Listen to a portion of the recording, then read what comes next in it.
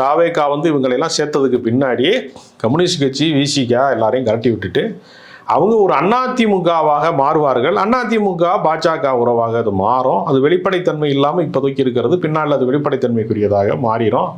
மொத்தத்தில் திரும்பி வருவதற்கான பாதை என்பது திமுகவை விட்டால் தமிழ்நாட்டு அரசியலில் இன்னொரு பாதையை இங்கே உருவாகலை.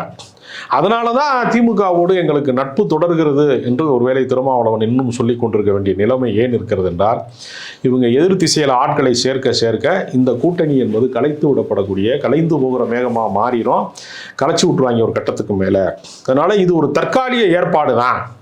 இப்போ நீங்கள் மூக்குத்தி அடமானத்துக்கு போகிறப்பெல்லாம் அந்த ஓட்டை தூர்ந்து போயிடக்கூடாது, அந்த காது ஓட்டை தீர்ந்து போயிடக்கூடாதுங்கிறதுக்காக ஒரு வேப்பங்குச்சியவோ விளக்குமாத்து குச்சியவோ வச்சுருப்பாங்க. அப்புறம் அடமானம் வச்ச தோடோ அந்த மூக்குத்தியோ திரும்ப எடுத்த பின்னாடி இந்த விளக்குமாத்து குச்சி எடுத்து வெளியே போட்டுருவாங்க, இந்த வேப்பங்குச்சி எடுத்து வெளியே போட்டுருவாங்க. மாதிரி இப்போ வேப்பங்குச்சி விளக்குமாத்து குச்சி இடத்துல தான் இந்த தோழமை கட்சியெல்லாம் இருக்குது.